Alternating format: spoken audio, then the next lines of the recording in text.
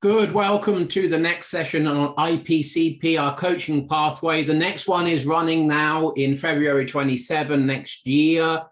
These videos to support you in understanding why you should be joining that. So this evening or last night, Jay ran a session and we ran into the coach's cognitive biases. So we're going to explore slightly that with the Headley and see how that is valuable and necessary for you to be across. Any questions that you have about the coaching pathway, when this video gets posted, put them in the comments and then Jay or I will respond directly to you.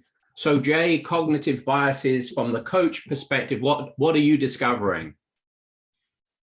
Not so much what I'm discovering. I've known that the coach needs to do the work to get their stuff out the way. Otherwise, that's going to get projected upon the client. What the cohort is really starting to realize is how prevalent that is without the work. It's a bit like trying to understand a book by reading the first chapter. You can't understand the whole book. You can't go deeply into it. So a lot of coaches think they know themselves. And some of these coaches have been through Practitioner, Master Practitioner, and they've done the old meta coaching with us, coming into this program now, starting to realize, holy crap, my biases are quite large, and I can now actually see how they're getting in the way of me being an effective coach, an effective developmental coach. Okay. And so last night we explored your thinking preferences, and we explored your work preferences. And so thinking preferences are, I think we're looking at, do you think in terms of, well, your work preferences are, do you prefer working by yourself or in a team with others? And the important part about that is shared responsibility. Do you like to hold responsibility yourself? Even though you like working with people, then you're likely a group worker than a team worker. If you like working with people and sharing responsibility, then you're definitely a team worker. And if you like to hold responsibility to yourself and you prefer to get things done on your own, then you're definitely individual. And so, we had lots of people who were team oriented, and lots of people who are extremely independent, individual oriented. Well, that's not really going to work for coaching. And as we explored that, people's faces and chins begin to drop, because it's like, oh, that's really getting in my way. I like to have responsibility. I don't like it to be shared between the client and myself. Well, that's going to facilitate over responsibility 101. And so the coach is going to start being responsible for the client. They're going to start thinking about what the client wants, how they want it. Am I delivering it? All that stuff's going to be going through their head time and time again. In the thinking, let's interrupt the monologue. So, what's a cognitive bias, and what's showing up? Enjoy a smile. And how is that different to it just being a cognitive intention? What's the variable? So it becomes a bias when it becomes a driver. And so it becomes a driver when there's a high score in one or both of the cognitive intentions, or if there are three cognitive intentions in a category, then across all three. Then the category becomes a bias. Then it's a cognitive category bias, which is off the scale. Then it's part of your identity. It's part of your personality structure at that point. So hold on. Say more about off the scale. It's off the scale in terms of. So an example in perspectives. One person in the group had 90% first person, 95% second person, 100% third person. Right. That means that perspectives are now part of their identity. I said, tell me about how perspectives are part of your identity. She said, all I talk about is perspectives. I live, I dream, I think about perspectives. I'm constantly correcting people's language. It's like it's part of her identity. That's why it's so strong across the category.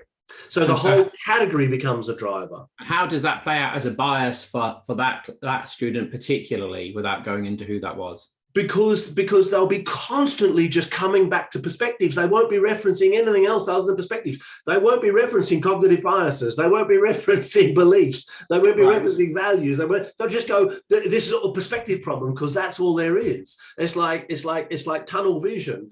And so suddenly, well, that's your perspective, in his or her relationships, primary relationships. Well, that's your perspective, sweetheart. It's not my perspective. Can you hear how subjective that is? They're getting into arguments over whose perspective it is, because it's part of the identity structure now. Yeah.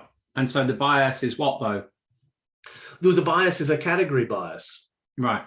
Yeah. Whereas if a person had a bias for second person perspective, and their score in second person perspective was 60%, and their score in first and third person perspective, let's say, was 25-30%, then second person perspective becomes a driver. Therefore referencing what you think other people are thinking and referencing what you think other people are feeling becomes a driver bias for you. Sure. Good. Okay.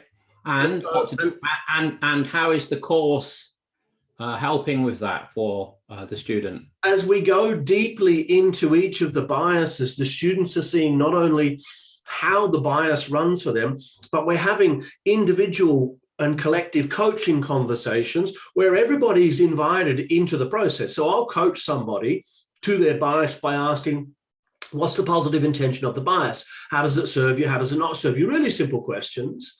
As you sit back, do you have permission to be able to expand your thinking to include the other perspectives, to include the other views within that category? Stuff like that. But then we'll slow it down.